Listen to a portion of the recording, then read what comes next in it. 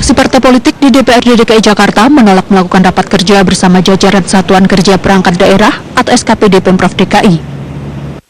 Aksi boikot fraksi Partai Gerindra, P3, PKB, dan PKS ini dilakukan untuk menuntut kejelasan status Basuki Cahayapurnama yang kembali menjadi gubernur meski berstatus sebagai terdakwa. Ya bukan soal besar dan kecil, tapi kita mau menunjukkan sikap kita ya bahwa ya pemimpin daerah itu mesti jelaslah statusnya.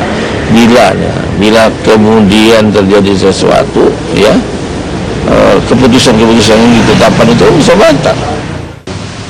Demi kelancaran pembangunan, Ketua Fraksi Hanura DPRD DKI Jakarta Omin Sangaji meminta Ahok menggunakan hak diskresinya untuk memutuskan kebijakan Pemprov DKI. Ahok juga diminta bersikap tegas pada anggota SKPD yang berkomunikasi dengan fraksi yang melakukan aksi boikot. Karena ini untuk kepentingan rakyat Jakarta, pembangunan ini harus jalan. Nah kalau ini diboikot oleh teman-teman fraksi untuk melakukan komunikasi dengan SKPD, maka saya mintakan kepada Pak Gubernur untuk mempergunakan hak diskresinya untuk kepentingan rakyat. Pembangunan Jakarta harus berjalan.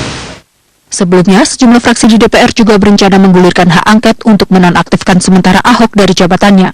Usulan ini mengacu pada pasal 83 ayat 1 Undang-Undang Pemerintahan Daerah yang menyebut seorang kepala daerah berstatus terdakwa harus dihentikan sementara.